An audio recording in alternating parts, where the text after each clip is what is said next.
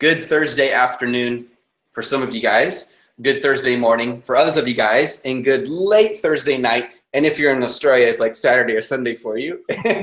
Hope you guys are having an awesome day so far. Alan, thank you for being here, brother. No problem, man. I'm happy to be here. And sorry, Saad has a really long introduction. Go ahead, Saad. Tell us all about yourself. He's gonna take 5 minutes to talk to us.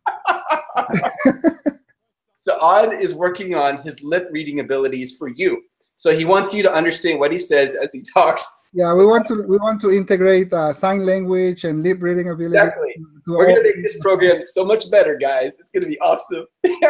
No, Alan and I said, you know what? Since Saad's having sound issues, this is our one chance. We can say anything we want, and he can't fight back. And when you guys have questions, when you ask Saad a question, ask him a yes or no question. So he can go like this if it's yes. Or a thumbs up. No. This is fun. I like this. I promise he's going to stay in the whole webinar with us. I think we should make the entire show about just torturing Saad. He told you Saad actually today. Oh, man. All right, guys. Well, hey, I hope you guys are having a really good day so far. And we started today's show 5 minutes late. Thank you for your patience. Saad's trying to figure out his audio. So you guys can learn how to lip read. But guys, welcome to the Just One Dime show. This is something we do every Thursday with Alan and Saad and myself. Today, we're not interviewing anyone. It's going to be straight teaching and coaching on how to sell internationally. And I know most of you guys are arbitragers. Some of you guys are private labelers. A lot of the principles will apply to both. But in this particular show, because Saad and Alan have had a ton of experience and success in arbitrage, we focus on that in this show. This is the one show a week where we're strictly arbitrage. What we're going to do as well is we're going to share something really cool with you guys. Alan has these leads lists that he creates with an entire team of researchers. And what it is, they are leads, lists of leads of product ideas that you can use to source. And we're actually going to give you guys one of them today as well. You can use it. You can go out and try it and source it to make money. And we're going to show you how to sell internationally. So we're going to include that again. If you didn't get it last week, you can get 72 prep centers, a list of 72 prep centers, one of which you will need if you're going to sell in a different country than where you live. Now, I live in the US. I sell in the US and Canada. So if I live in the US, I don't have to worry about a prep center because I literally can ship it directly in myself if it gets to my house first. But if I don't even want to worry about that hassle and trying to get the right code put on the package and all that, I can pay a prep center a small fee. Sometimes they're like 20 cents a piece, which is not bad, to take care of that for me. And they send it to Amazon, which frees up my time, and I can go out and do more sourcing. So Alan, let me start with you, brother. What would you say is the biggest challenge for someone selling international when they're doing retail online arbitrage? I think it's gonna be having to figure out, how do you get your products to Amazon. And I think your introduction was the gold nugget for the video, because most of the people are gonna have problems having to figuring that out. And with the right training, you can learn that you can have people working for you in the US with big warehouses where they can pick up all your or receive all your products, and then work and send it to your Amazon or Amazon in your behalf. So I think that's one of the big issues that people have. The other issue is people is worry about how do you sell on Amazon when you live on another country. And the good news is that Amazon has they have a lot of countries that they are approved to sell on Amazon US, and we shared a list last week of all the countries. It's pretty much, I think it's like 80–90% of the countries that you can sell, that are approved to sell on Amazon. There's a few countries that you cannot, but if you go to Amazon and look up for the list of countries that are approved to sell, you can find the list of and just make sure that your country is in there. Yeah. And what Alan's referring to, those two lists he's talking about, is, let's say, for example, if you live, okay, let's use Kuwait as an example, because I know Saad spends half the year in Kuwait. And if Saad and this is fun, we can talk about Saad. He can't. If, for example, if Saad wanted to sell in the US, okay, but he set up his business in Kuwait, he can't do that. It's not on the approved list, but he could set up his business in the US while living in the Kuwait and then sell in the US. Now, does that take extra hoops to go through? Yes. There's a list of countries, and I can provide these two lists as well if it's helpful, guys, where you may not be able to set up the business in the country where you live, but you can still sell in another country. That means, however, you have to set up your business not locally. So it's international, it's not domestic. The biggest challenge is then getting paid. How do I set that up? Well, that means your bank needs to be set up in the country that your business is set up. That's the easiest way. And then Amazon deposits the money into that bank, and they take care of all the international transfer exchange rates for you as well.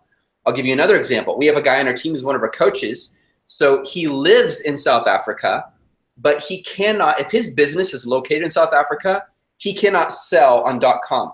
So therefore, he has to set up his business, but he can sell in the UK. Isn't it interesting? So his business is in South Africa. He can sell in the UK, amazon.co.uk, but he can't sell amazon.com. So he has to reset up his business in the United Kingdom, and now he can sell both in the United Kingdom, amazon.co.uk, as well as the US, amazon.com. So the key is where your business is located.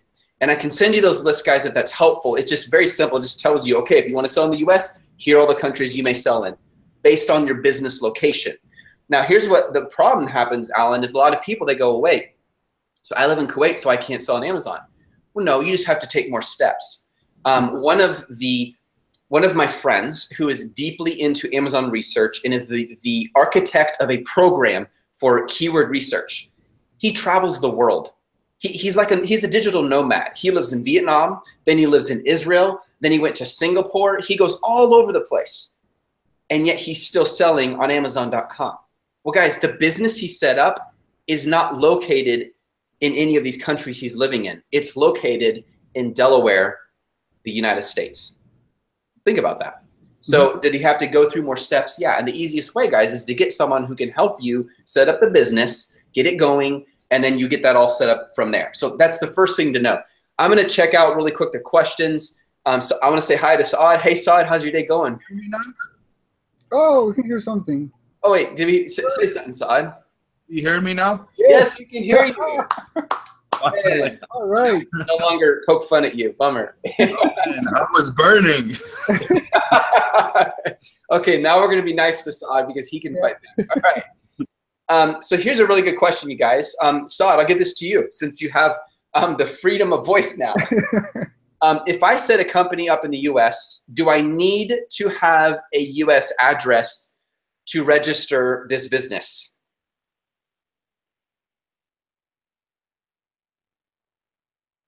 Now you're muted, brother.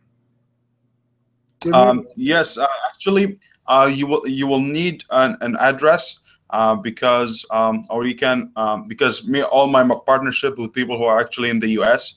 and when I set up my company, I have an address there. I think it's better when you set up your LLC with with the U.S. address better than a Canadian or from outside. Also, when you set up your company itself, if you go through any agency or anything like that, they will be able to provide that for you for extra fee.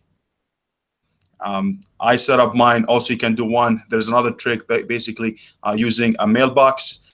Make sure that is basically an address, an actual address. You can use that for your LLC if you wanted to. Yeah, and there are some companies out there, some businesses, they won't do business with you because let me go back. So let's say you're in the U.S. and you're working with the United States Postal Service and you want to set up an address, guys, and you don't want it to be your home address for security reasons, so you set up a P.O. box. Well, what we did is we went to the P.O. box and we did set up one, but a lot of companies don't accept a P.O. or it says P.O. and then the number, hashtag the number. But what we're doing is we're using the physical address of the post office, hashtag the number of the box, the actual P.O. box. They allow you to do that. More and more United States Postal Services will allow you to do this. Therefore, it's still a physical address, but it's not your home address. You can do that as well. And so it's spot on. You need to register the business in the country it's located. Makes everything easier. Someone made a comment here. Budwin's, or no, not Budwin. Walhalla 18 says Romania just got on Amazon's list this week. That's super cool because we have people who live in Romania in our team in our coaching program. So that is awesome to hear. Thank you for sharing that. Let me give you an example, Seth, because I have a lot of people that live in different parts of the world, Colombia, Mexico, Spain, that are doing business in Amazon.com. Mm-hmm. And as long as your country is one of the countries that are listed on Amazon, you can open your Amazon seller account and put your address, your exact address from the country you're living. But mm-hmm. when you set up the tax and all that settings at the end of the interview, and you set up your deposit account, what they're doing is we're opening accounts on Payoneer. I think we talked about that a few webinars ago. Yeah. So they use Payoneer. They open an account there, and they set up their account from from Spain, let's say, on Payoneer, and they put their bank that they use in Spain. But then Payoneer has banks in the U.S. and they usually use Bank of America. So they will give you the address, the Bank of America or whatever bank they use, and the address in the U.S. and the account and the routing number that they assign to your Payoneer account. So they use that information on their back end of the Seller Central account. So every time Amazon sends money, they send it to that account, and that reflects on their Payoneer account. And then once they have it on their account, the Payoneer, they can they can transfer that to their bank in Spain or wherever they live. So it's like you said, it's an extra step on the process, but but you can do that, and you're allowed to do that. And actually, Amazon actually recommends Payoneer as one of the services or methods to set up your account, which is going to be a lot easier. Yeah, that information right there is gold, you guys. What Alan just said. Oops. I'm just kidding. And Payoneer is amazing. We're actually conversing with them right now, the possibility of being at our conference in March, where we actually have training on how to do that directly from them. And they specialize in Amazon sellers as well. So that whole issue with, oh, my bank account needs to be in this country, but I live here, they fix that for you. They make that possible. One just perspective I want to encourage everyone to think about. If you feel inhibited based on your location, try to take that thought and set it over here, and it's no longer an issue of can I, but how will I? 50 years ago, it was an issue of can I. If you lived in a certain country, doing business in another country was a massive, massive jump because you literally had to have people in the country at a retail store selling physically there. There was no such thing as online or internet. What did that even mean? But today, that has been removed. There's still challenges, absolutely. We're not gonna try to make it look all peachy pie and happy and, oh, it's so easy. No, it takes a lot of setup. But don't let that inhibit you here from doing it. Yes, it's more steps, but if you're really in this for the long run, why not go international? And here's what's really cool. Amazon just put on a conference a couple months back, and the entire thing was 100% focused on selling globally. They're making it easier and easier and easier to sell internationally. It used to be really hard to live in the US and sell in Europe, especially if you wanted to get through the whole VAT issue with the taxes and you wanted one account that could cover all the countries. You had to go through a ton of hoops. Now that's been made even easier. So don't let that inhibit you guys. Just ask the question, okay, how do I do it? All right, I'm gonna jump back to the chat. Let's see here. So Budman says, that's why I ended up with eBay. Okay. All right, and then, okay, so Leah BR7 says, if I sell FBA fulfilled by Amazon in Canada and US, should I have an address in US or double products listed in both countries? So it depends on where you sell in. So I'll just tell you what I did. So I sell FBA in the US and in Canada. I sell a lot more in the US than Canada, but I sell in Canada because it still makes me money. So my address is listed here. And what I did is I applied for the North American Unified account so I could sell in Canada as well as in Mexico. Now to get to Mexico, you have to go through one more step. You have to get an extra license to do that. I didn't have to for Canada. So you can still have your address here in the US or there in Canada, if that's where you live, and sell in the US as well as Mexico. They're very easy. They're the easiest countries if you're on this side of the world, those are the easiest countries to sell all in before you jump to the other side of the world and go with UK or Australia in the future, Japan, China, and so forth. So, and yes, you can list your products doubly in both countries. You can, absolutely, yes. Hey, Amanda, good to see you. Amanda says, hello, Saad and Alan. She didn't say hi to me, but hi, Amanda. No, it's fine. Bodwin says, my country, Cameroon, is not listed in Amazon. Okay, so if it's not, that doesn't mean you can't do it. It means you have to go through one more step, Bodwin. That means you have to set up your business in another country in order to make that work and use Payoneer to make that bank transaction as easy as possible. How do I open a bank account from outside of the US? Payoneer. Hello, Palo V, good to see you, brother. We did this show specifically for you, and you're late. Not joking. No problem, man. How do I list 2 products in one listing? I don't understand the question, Nikhil. Oh, maybe that's what he's talking about. Okay. Do you want to expound on the variations, the child parent thing? Yeah, basically, sometimes you have one product that has 2 different colors. So you can blue color on one listing and then red color on a different listing, but they're all together. And that way you can, people that is looking for red color, they're gonna find your listing, and they're also gonna be able to see the other color. And you can have multiple variations on color, size, different things. Right. So your mother listing might just be coffee mug, and then you could have here a turquoise and here a red one. And the child listings are what you're selling. Right. Yep. And each of these child listings would have a different SKU. They'd have a different SKU. Wahala says, I am one of those people who live in Romania in your program, Seth. Well, thank you for letting me know. I don't recognize Wahala 18, the name on YouTube, but that's awesome. So I was talking about you and I didn't even know it. Okay, here's a question. Oops, it went way up. Oh, I said hi to you in our first. So Amanda, you said hi to me first. Now I do feel very honored because I got first priority. It's fine. Good to see you. Okay, let me go back to, okay, Savan says this. How can a new seller sell online arbitrage? Saad, I'm going to give this one to you. If most major brands are gated. And this is a question that comes up a lot. And Alan and Saad, let's all answer this one. Let's really dig into this a little bit because I hear this a lot, and I think I'm not picking on you when I say this, Savan, at all, okay? I think some of it is perceived.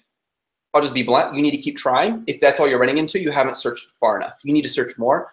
But there is a real inhibition here as well, and I want people to understand that. So, Saad, can you take a tackle of this question first, brother? Yes, for sure. I think people underestimate how many products are actually in Amazon catalog. There's over 250 million products that are actually in the catalog of Amazon, and there's a lot of products that you can actually source. Maybe you say not all the major, maybe the major brands are gated, but there's a lot of products that you can source. And actually, we create lead lists of a lot of products every week of products that we can source. Some of them they're going to be gated, but a lot of them they're ungated. Today also we have, I don't know if Seth will allow us, but we'll have some few examples of live products that we have already. You need to look, don't forget, anything that's brand gated is usually a product that's going to be saturated to begin with. For example, Nike, Adidas, that's true, there's a lot of profit in them, but at the same time, they're going to be saturated because a lot of people are selling them. You want to go with something that less sellers, they're selling, they have higher margins, and you can find those all day long. It's just about, you have to find out where you can look for them and at what price you have to buy them at and what kind of PSR that you need to look at. These are the major things that you look at. But for me, being gated, I never look at it. I just look at more resources or more products to look into. And I'll add on to that, guys, what we're going to show you in a minute here. Alan has a team of researchers who produce leads lists. Some of these are going to be gated. Some of them are not. But it also helps you to pick through and figure, okay, this is already not gated. I can sell this. Gated it's not consistent. So for a while, something will be gated and then it's not. And then later it might be gated again. So you can't like have okay, here are all the gated ones, here are the ungated ones, and it stays like that forever. The way to approach this is you sell the ones that aren't gated until you get approved to sell the ones that are gated. And the more you sell, the more approvals you get. I know for a long time, Alan was gated, and then all of a sudden, boom, it's like the heavens open and all these things are ungated all of a sudden. And then later one of them got gated again. Like it's kind of unpredictable. But if you're in the mindset, like I have to sell this because it's Disney and it's going to sell well, don't do that. You might be putting emotional hope in that one. Look broader, look wider. There are people doing this is not an exaggeration, on my team doing over $1 million a month in arbitrage. Over $1 million, now revenue, not profit, a month in arbitrage. And now they're moving to private label because they want to scale that. $1 million. How are they doing that? How? They have the same resources you do. The difference is, in a lot of cases, and this isn't a criticism, everyone, they're spending more time looking and searching, and they keep going until they do find something. And they find one thing that sells well. Okay, good, I found something. Then they add on something else. And you just keep growing from there. Alan, what would you add to this, man? Yeah, well, I was going to say at the beginning, the mentality has to be you're not looking for big brands, because that's where you're gonna have a lot of issues. But you have to understand that Amazon has the catalog in Amazon is so big that if you find something that is gated, and if you just keep looking and move on and look for more stuff, I mean, there's once you start finding items, it's very hard to decide. I'm not going to sell in Amazon because everything that I want to sell is restricted. It's very hard. But most people think of brands at the beginning, and that's where they get a lot of restrictions and they get discouraged.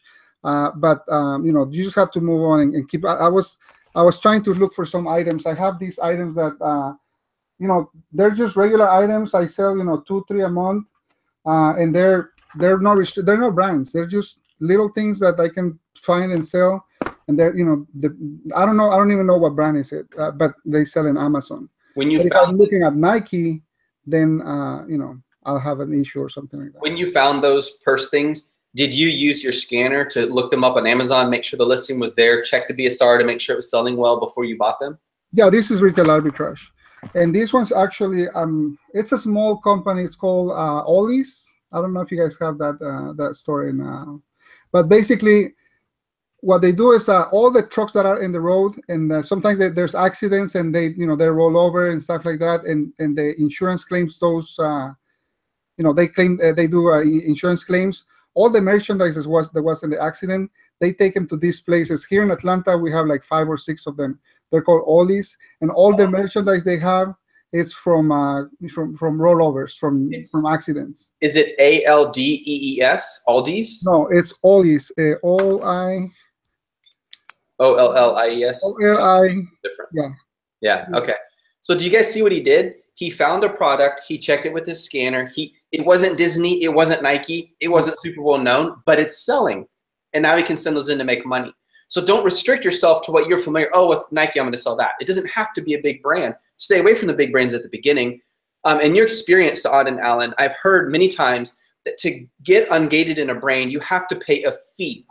And that fee is some kind of deal that Amazon set up with the supplier, such as Disney, for example, in order to be able to sell. What are your guys' thoughts on that? What is your experience with that? Actually, I think the first thing that you need to look at is seller feedback. I think this is where you need to work the most on. Basically, your relationship with Amazon is going to be based on seller feedback, how you're doing with the customer. When the seller feedback goes up, and realize that with our new account, as soon as you start, you will see that you will need 3 invoices from a distributor that certified. After a while, when you get up to 60, don't quote me on that, but we found out that after 60, I found out that they asked for 1 invoice, and after that, if you go over 100, you can get ungated automatically. I mean, if you apply for it, you will get right away without any receipts. As you said, you're right. For the people who are in the beginning, they might ask them for 3 invoices, and also they can ask them $1,500 to $2,500 just to be able to study your case. It's not approved. It's not like going to be, hey, yes, you're approved. It's not guarantee it. It's just going to give you the chance to study that case. And I want to make sure people know what seller feedback is. Seller feedback is not a review. If I sell my famous teacup Longhorns and someone does a review on what they like and don't like about this product, that's a review, and it gets the stars for the review. What Saad's talking about is seller feedback. You know how you have your own, excuse me, your store name on Amazon, and someone buys your product and the shipping is fast and you communicate really well, and they're, man, I really appreciate the seller. Then you're reviewing the seller, not the product, the seller. That's different. That's what he's talking about. Amazon looks at that. Why does that matter to them? because your seller feedback is what Amazon's customers are saying about what they like or don't like about this seller. And if that feedback is strong, and you said over 100, was that the number you gave, Saad? Excuse me. Yes, you have 60, then over 100. That's when we found out. Over 100, that's when it start becoming really very easy. Okay, very easy to get ungated because your trust goes up. So again, guys, focus on doing, this principle is so powerful. Don't focus on what you can't do, focus on what you can. If you do well what you can, more opportunities will open up where you can't. Let me hop back to the chat. And so Sivan, that was a very in-depth answer for your question. I hope you got a lot of value out of that. That was one question, brother. So we went long on that. But I wanted to spend time because that question comes up so much. Uber Flat Earth says, is the juice worth the squeeze? Absolutely. I have no idea what you mean, but yes. So, especially if you're making lemonade, brother. All right. No problem, Leah. I'm really glad that was helpful. Rachel, Alan, I'm curious what your thoughts are on this. Rachel says, what kind of accounting program do you use for international sales? Well, I've been using, I only sell on the US, and I have the global setting where I can sell, outside, but everything is in my US account. And I've been using Inventory Lab to manage all my inventory, but also they have a section for accounting. So that's all I use, Inventory Lab. And I can manage the whole business in there. Nice. For me, I use a local accountant here in Austin, Texas. And it works for everything because everything's still coming into one bank, and they pull it from the bank and from PayPal to record everything. Each says perhaps it would in this case be best not to select items that might be restricted in one's country. Absolutely. And then Wahala says, which is better, Stripe or Payoneer? So Wahala, the difference is Stripe doesn't work like a bank account, whereas Payoneer does. Stripe is just a portal. That's all it is. It allows you to process credit cards very easily. My dog just jumped up on the desk.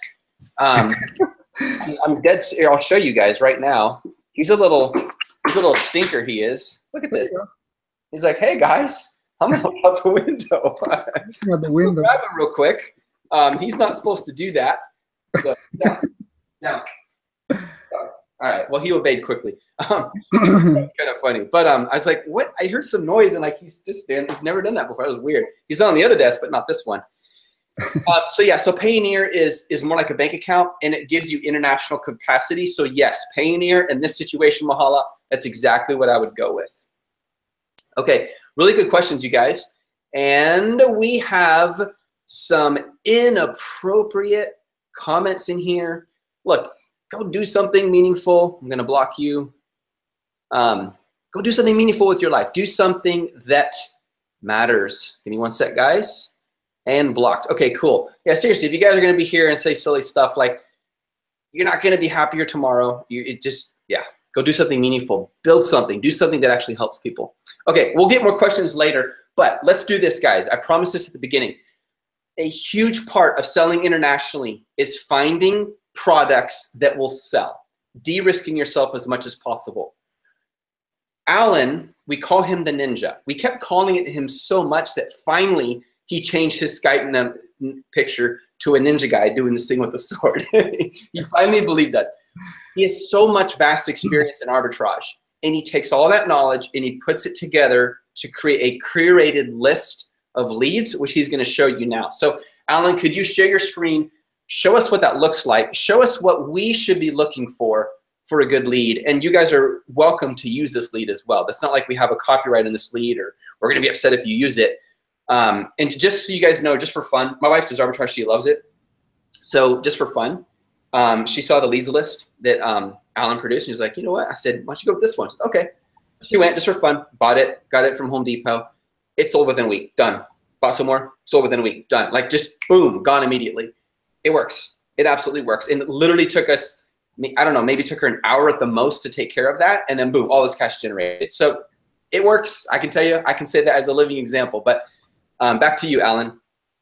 So basically, what I found was that there's a whole bunch of websites online that we can search for deals like clearance stuff and all that.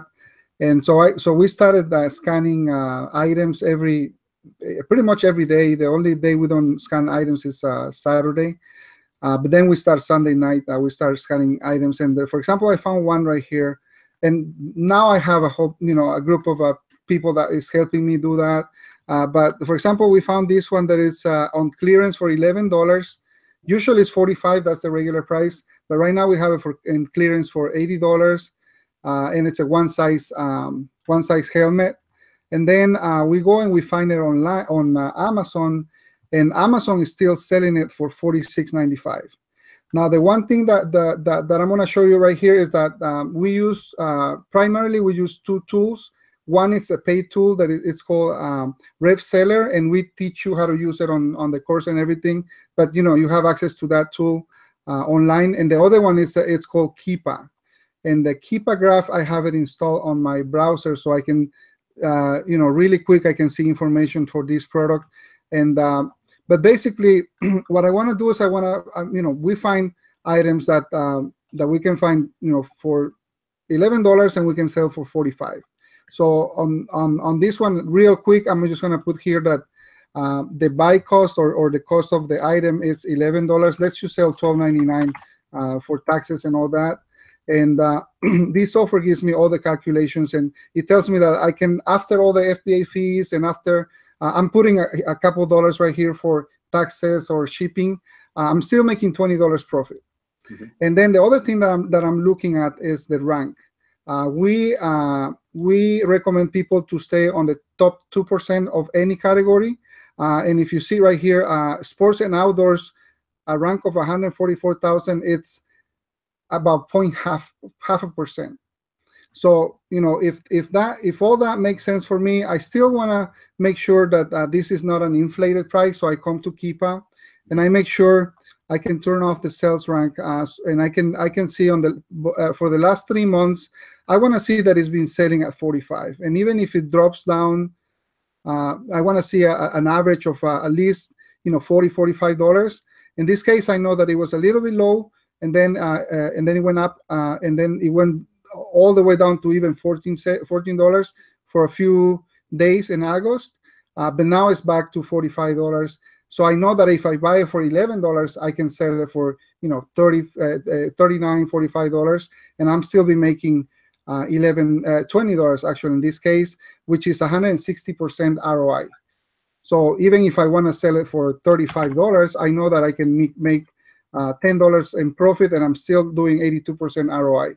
So to me, that's a good deal, a good lead. I can go and I can buy 2 or 3. I recommend 3 at the most, but I could buy. I can analyze the other colors and see if they still make profit. But if not, I can buy just 2 or 3 of these, and up to 5, it's still okay. You're still gonna be able to sell it. Alan, why do you recommend 3 at most and not more? Because I like the strategy to have 1 mile long in products and 1 inch deep, basically. And meaning we can have 500 of these kind of products, 2 or 3 of each, instead of just having 1 product with 500 items.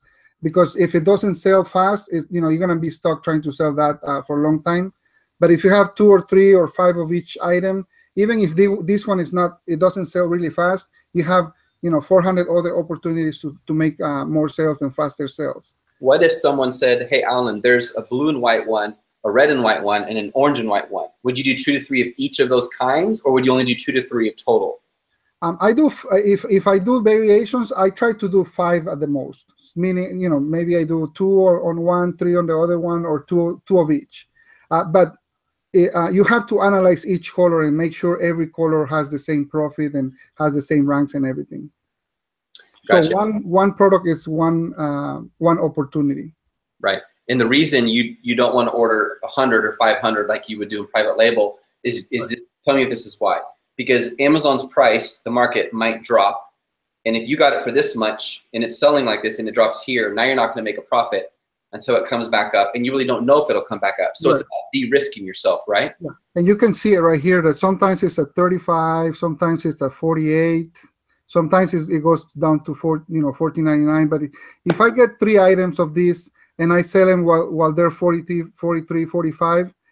You know, I just came in, make $20 for each item, and got out, and just move up to another item. Kind of like trading stocks or Bitcoin. Like you're selling it when it's high and you're buying it when it's low, or buying it where it's low and selling it where it's high, right? Right. It's a win and a where. So remember, in arbitrage, guys, it's not just about what it's up and down. It's also about where you find it. If I can find something really low price at Walmart, but it's selling higher on Amazon, that's arbitrage. That's how I make money off the difference. Right. Now, let me. Sorry. In the training, we also teach you strategies. For example, on this one, I can really see that this went down to $14.99. So I can probably set up an alert here on Keepa and let Keepa know that whenever this goes to $14.99, I want to know. So they'll send me an email, and I can come and maybe buy it from Amazon and do an Amazon flip. So that's an advanced strategy that we can use. But we go more in detail on the training videos. But just one by one, this is a good deal. And we buy this, we buy a few units, and we move to another one. Lynn says, can we pause an FBA listing? Do you guys want to address this question? And my guess is this: she wants to make sure the price is high before she sells it. So let's say the price drops. She's selling her coffee mug. The price on Amazon goes down. I don't want to sell it now. I'm going to lose money. What would you do in that situation, guys? I will come. I'm sorry. Go ahead. No, brother, it's okay, man. Go ahead. No, I would just go here, and if you notice right here on all the sellers on this item, there's one. The lowest price is $46, and there's one guy that is 58 plus 11, so that's $65 or 68, almost $69. This is gonna have this item is gonna. I mean, this seller might take longer to sell, but maybe they just put the price a lot higher because they don't want to sell it right now, or they're waiting for these two guys to sell, and then they're going to drop it to maybe 49 or 55. So the easiest way to do it, to not pause the listing, but to make sure that you don't sell it for a low price, is just putting the price a little bit higher. So just to make sure we understand correctly, the top one, and guys, these are all different sellers on one listing. So a bunch of different sellers selling the same thing on one listing in Amazon's catalog. So the top seller, $46.95, maybe they only have 3 in inventory. So as soon as they sell those off, the one who had a higher price below, now they're at the top and they sell theirs. Right, Alan? Right, that's correct. Okay, and Saad, what were you going to say, man? This is exactly what I was telling him, because it's all about repricing strategies and about how you position yourself. And you make the deal when you buy the product. It's not when you sell it. So if you sell it, if you buy it cheap, if you sell it at 45, you're still making a good profit. And then you need to see, it's not about, we don't teach this strategy that you want to pause your listing or just close the listing for that, because it's about getting products and flipping them right away and using the same money to actually go ahead and buy another product so that you can make more money with it. So you're not going to go look for, hey, you know what, if I pause it now for another 10 days, I might make another $5, but you might lose a lot of other deals that are out there because your money is actually is being held up in those products. So it's all about, the retail arbitrage business model is about a quick return on your investment. So you just want to keep this wheel rolling and keep buying and restocking, and expanding your inventory. And then the more money you make, you can take that money, and instead of buying 10 different items, you can buy 50. And then instead of 50, 100. And each month your profits go up. And the more you can put the money back into the business, the more money you'll make in the end. And that prepares you for private label in the future. One thing to keep in mind, you guys, that we do in the training, and then a lot of you guys asking about tools. The 2 tools Alan mentioned are Keepa and RevSeller. They teach you also how to use these tools and others as well. So when you install, these are Google Chrome extensions. It'll automatically integrate with your Amazon.com, so you can actually, all those numbers you were looking at, and you're like, whoa, how did he get all these cool green lines and little boxes? How did he do that? It's the application, it's the extension. It's showing you that information via that extension. So I hope that's helpful, easy creations. And Protomos says this, he says, when you 100 items, I think he means when you buy 100 items, do you go every day and check one by one or repricing? I don't understand the question, Protomos. You can check every day. I use an automated system that checks every 15 minutes, and if the price is lower, I will compete. I have some parameters that I put the software in, and the software will compete with other sellers, lowering the price or higher in the price. But I try to do it more automatically because it's with 600-700 listings. It takes a long time to do it every day. So there is tools that we show you that makes all those process automatic. Got it. Hey guys, just so you know in the chat, this is Just One Dime show, so don't advertise other products. Johnson, Shavu, please don't advertise other products on here because this is a Just One Dime platform. Okay, cool. Let me go back. And thank you, Alan, for answering that question. It completely went over my head, but you obviously understood it. Okay, Vimal says, awesome stuff, Alan. Saad and Alan. Lynn says, thank you, sweeties. She said you guys are sweeties. Let's see. Let me keep going. I'm just going back, guys, just to make sure I've answered all the questions. Okay, someone said this. The only problem I keep having is that most products I had found were gated, and I got stuck with Mattel, I'm not sure how you say that, Mattel toys. Amazon was asking for $1,000 to $2,000 to get ungated. So Jose, that's exactly what we were referring to earlier. You can pay a fee to get ungated to sell a certain brand. And what I would do in the future is don't buy a product until you've checked it to make sure it's not gated. Otherwise, you put yourself at risk. I just put down something here, Seth.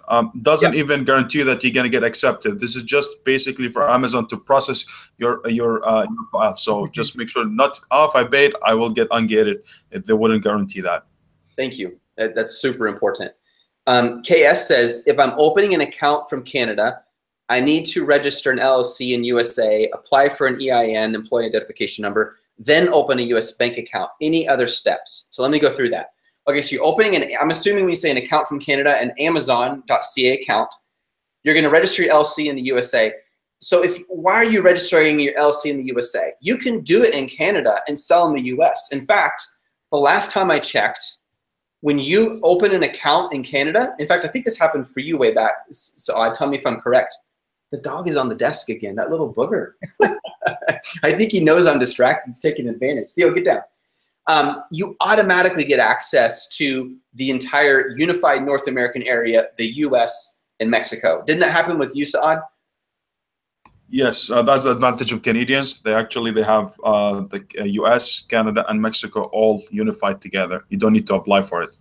So for your business, when you are selling in Canada, when you're selling in the US, actually, your business is still located in Canada, correct, Saad? I set it up different because they're two different entities. So my Canadian is in Canada, and the US, I made it in the US. So I have my LLC in the US. Gotcha. For me.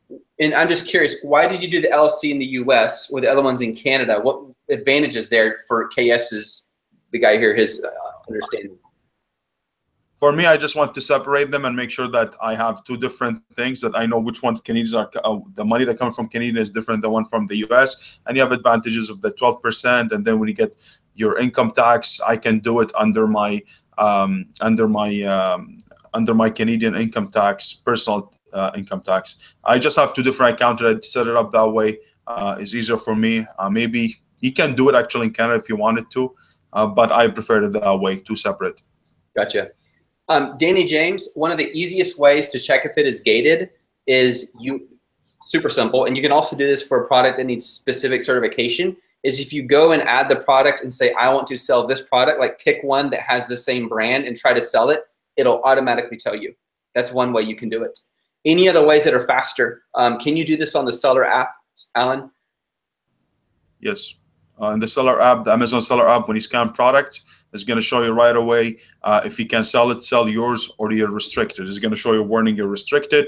And there's the other way with the inventory management, managing inventory, add a product, bring the ACE in. It's going to tell you sell yours, and it's going to tell you what condition you can sell your product at, if it's a new, collectible, or usable only. So you can find out.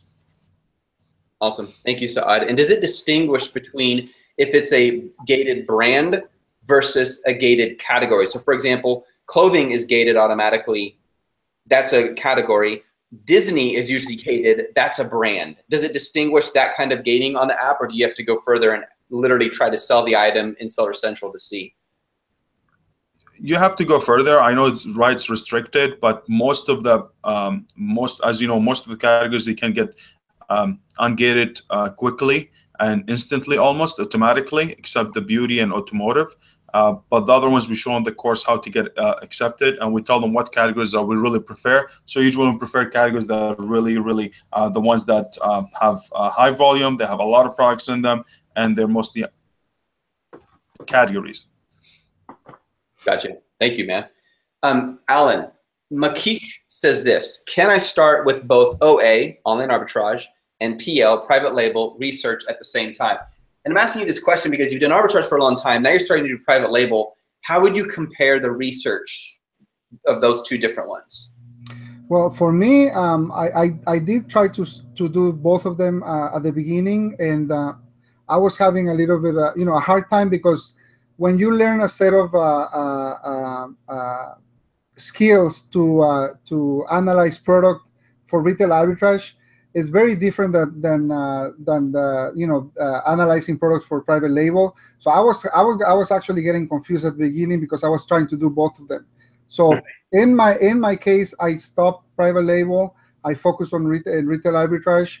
I started to make money on retail arbitrage, and then once I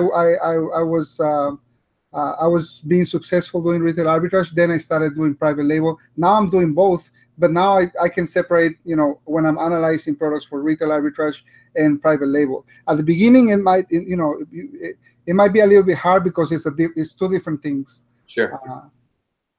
Okay, thank you, man. And when you're doing those research, remember, in private label, you're trying to build your own brand.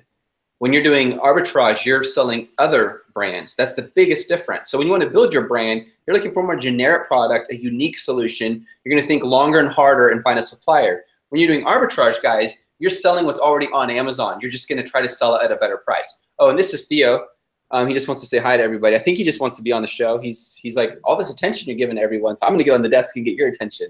So this is Theo. He's technically my wife's dog. He's a Pomeranian. He's kind of a punk, to be totally honest. He's like a spoiled little baby. I like my dog better. His name's Dakota, and he's really cool. Don't tell my wife I said that. Okay, really good questions, you guys. The Hustler's Playbook says this question, and he put it in caps. I think he wants us to notice this question. How do you price when the FBA fee is higher than the lower price being sold? So Hustler's Playbook, number one, I don't sell something that is lower than that. Once your price gets down to close to $5, you're simply, the fees that you pay in almost all situations are going to be break even or equal to what you're selling it for. Some people do that because they want it to get their product ranking. So they drop the price, so they start selling like crazy, and that way it shows up on the first page of search results. Then they slowly bring the price up. It's a strategy a lot of people use. Rennie Thomas says, oh, I'm sorry, Rennie, the whole chat went way up. I'll get back to you on that. Let me go back all the way down. Everyone says, hello, dog. It's a Pomeranian, and his name is Theo, and he's happy to be on this show. Okay, this is a great question, guys. This is from Pronita in light of this whole conversation about international. How do we source for products for people outside of the US? Can we buy online from Walmart, Target, and then send directly to Amazon US warehouse? Who wants to answer this question? No. No, you do have to prep the product before you send it to Amazon. So it's not like private label where you can actually send from China directly to the warehouse. With private label, because sometimes you buy items in clearance. Sometimes they come with discount labels or a lot of labels where they mark down the prices. Every time lower price they put a new label on it or new sticker. So sometimes you do have to clean up the boxes and take all the stickers out and all that.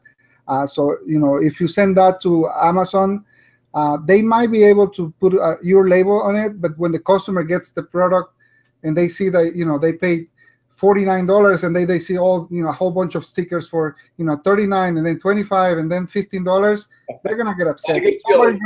Somebody's gonna have an issue with that. Right. So we don't do that. We take it to a place or our house. We prep the the product, meaning we take all those stickers out. We make sure it's clean and everything, and then we send it to Amazon. Yep. That's the main reason. I will give you guys. Oh, I thought it was strong. My arm is getting sore, and he's like 1.5 pounds. I'm going to give you guys a link where you can actually, for those of you guys who didn't get it last week, some of you guys probably already got this, but this link is really helpful. It's no strings attached, completely free. It will give you a list of 72 prep centers that can help you with that, especially if you don't live in that same country and you don't want to have it shipped internationally to you, then you ship it back internationally. Crazy. So they will take care of that for you. So check out that list, guys. Very, very helpful list. Okay, and is there, okay, May, this is a great question. May says this, Alan, is there a good way to take out those stickers? Yes, the best way for us is a heat gun. So we just apply a little heat on the boxes, and they just come right off. We try Goo and all those oils before, but you make a mess and you end up with very upset. But with the heat gun, almost on everything, it's very easy to take them off. And Tanja asked this question: are FBA fees on your price or on your sale price? They are on the sale price. So they are on the price it's being sold. Now this can be confusing because in Seller Central, excuse me, even if it has a discount listed, it'll still say the fees are as if it was the full retail price that you're listing it for. But the sale, okay, let me be clear. Let's say the price is $20. You're discounting it to $15. You will pay the fees on $15, not $20, even though in Seller Central it'll say the total fees are as if it would be the fees equal to what you would be paying if you sold it for 20. Hope I made that clear. I'll give this question to you, Brother Saad. I am in the country Cameroon.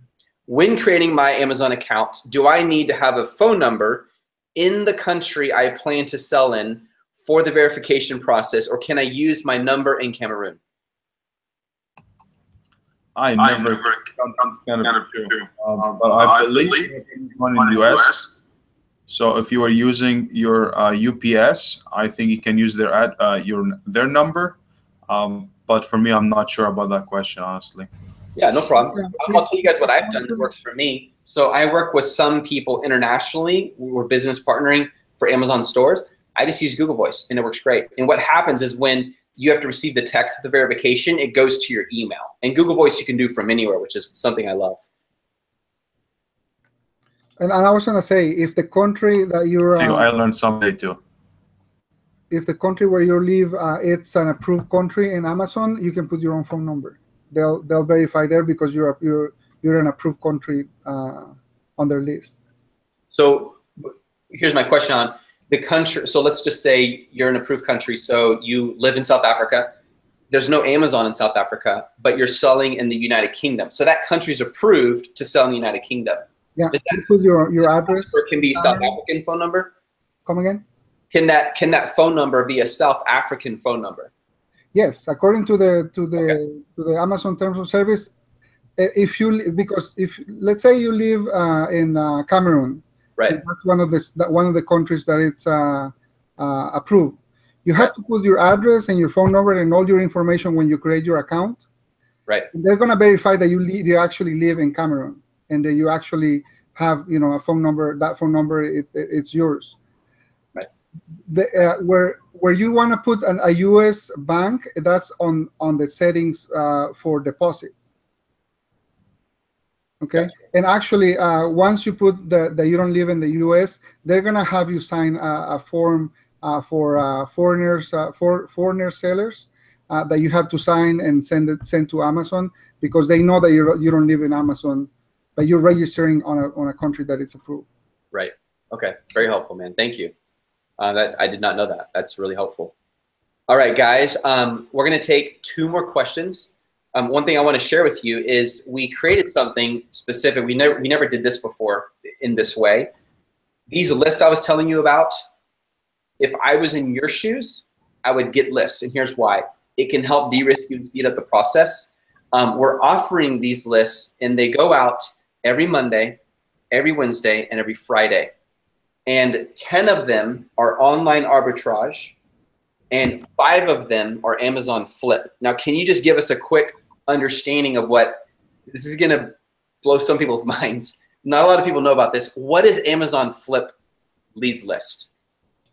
So basically, what we figured out was that Amazon has specials like clearance, like Walmart or Target, where they either wanna sell items faster because they have another order coming in, a big order. They have the last 10, 15, 100 units of that product that they need to sell really fast, or they need to just clear out some space, warehouse space for different products, so they just sell that product at a very deep discount price, and then they move on to the next product. So now we're finding products that you can sell on Amazon. I'm sorry, you can buy from Amazon and then receive it on your house or prep center, prep it again, and send it back to Amazon and sell for a profit. So we're including a few of them every day on the list. So basically, you're buying it from Amazon and you're selling it back on Amazon. Now talk about simplicity. I don't have to go to some other online store. I get it from Amazon and I sell it on Amazon and I make money. It's crazy.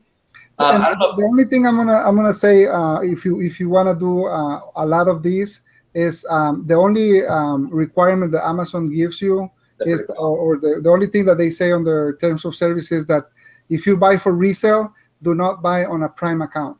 Right. So if you have a regular Amazon account for buying items and you have Prime, do not use that account. Open a new one with a different email address. Do not buy Prime on that one, and just buy from that one. That's the only thing you have to be worried that you have to make sure you do on Amazon Flips. Yeah, thank you, Alan. Let me add this. What this leads list is, you guys, is you will get 45 total every week. Okay, and these leads rank in the top 1 or 2% for each category. So, for example, if it is a kitchen item, it'll be in the top 1 to 2% for its BSR in that category. The minimum return on your investment will be 40%. So if you're buying it for $10, you should be getting at least 40% returns on that. In that case, that would be an additional $44 on top, if not more. And most of these, not all, are ungated. Again, focus on selling the ones that you can, not the ones that you can't. And again, and one more thing, the minimum profit per item is $7. So what we're doing is we're offering this to people, even if you're not part of Just One Dime, you feel like you don't need the arbitrage course, and you're like, man, I just want the lists. Every week, send them to me, and I can start sourcing. You can do that. It is $167 a month. We do not do refunds because there's no refund on paying the researchers in our time. We can't go get that back, but you can cancel it any time. So you're not like locked in or something. So if this is something you guys want, I'm going to post the link. If you want to test it out for a month, say, does this work for me? And find out if it works. I will guarantee, I'm afraid to make a guarantee. I want to be wise, okay? I don't want to overstate. I would be shocked if you truly go bust your tail and work hard and use this leads list if you don't get your 167 back and then a lot more. Like, there's no reason you couldn't. The whole idea is to save you guys time and to de-risk you as much as possible. Basically, what's happening, it's as if you went with Alan and Saad, hey guys, let's go shopping. And you guys all go shopping together. And they're telling you, buy this, don't buy that, buy this. Oh, check this out. See? Instead of, how many of you wouldn't want to do that? Well, that's what you're getting without spending all that time. They're sending it to you directly. It's as if you went shopping with them, and it de-risks you a whole lot. Anything you want to add to that, Saad or Alan? And guys, please know this. I will not put my name behind something I don't believe in.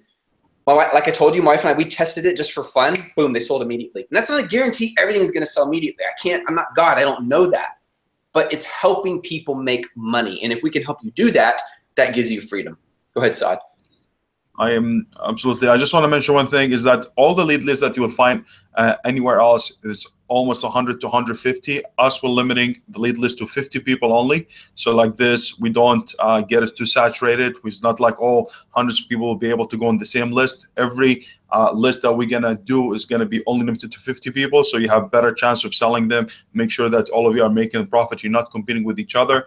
I also would like to add, even if you get some product that you cannot source, think about the products that you are ungated and that you can source. Each lead can get you to multiple leads. For example, if you want to buy this shirt that's yellow, then go look in the green, look at the blue one, and this you might even open up more doors for you. So don't think only 15, oh, I'm gonna buy this color. No, each lead is gonna bring you to another leads and another branches of the same product. For example, Mattel product, you saw this Nerf gun. This one was doing very well. Look at the Nerf guns, all of them. See which one are doing well. See which ones are on discount, because usually if one is in discount, the other one's on discount too. So I just want to mention those ideas too. That's really, really good advice, guys. Several questions in here directed to what I was just talking about, and then Alan earlier. One of the questions is, Alan, do these leads lists work internationally? You can use them as ideas, like for example, like exactly what Saad was saying. If you already know that you know this kind of shoes is selling, or this kind of shoe is selling in the U.S. and it has a lot of profit, and you only sell in the UK, go and look for this kind of shoe or this kind of product in the UK. See if you can find it for a low price and be able to sell it. This can work for ideas if you're in different countries or different markets. But all of the items that we have for the list are there to buy and sell in the US. And remember, guys, too, when we say international, what are we saying? You can live in UK and sell in the US. So yeah, it is international because you live in a different country, but these are for US, but you're selling in the US. Right. You know what I mean? You could live in Romania and sell in the US, you see? And so the reason they're for US is because right now it is the most high demanding marketplace for Amazon. But if you're selling in a different Amazon country, you can still sell there, use these as ideas. They're not going to be as curated, obviously, but you could use them as ideas. So S.L. Crawford says, hi, Seth, with just one dime arbitrage training, are there pre-scheduled start-in days like a class? So you can go at your own pace. You can sign up. I'll post the link below. And there are videos that walk you through over a 6-week period everything you need to know. And then there's also weekly live video Q&A with Saad and Alan where they answer your questions, and a community of people in a Facebook group that can also help you with questions as you go. And I hope that's helpful for you. And then someone else said, I want to sign up, but 2 videos show me 2 prices. So Matrix, I'm not sure what program you're referring to. If you're talking about arbitrage, I'll post the link below. Someone asked, what about the ultimate program versus the amazing program? The only difference, this is private label, is the ultimate includes the website. And yes, you can have the website redirect people to Amazon, absolutely 100%. You can even have people buy it on the website, and Amazon fulfills the order for you as well. And our web development team will show you how to do that. Yes, liquidation is a good option if your product isn't going.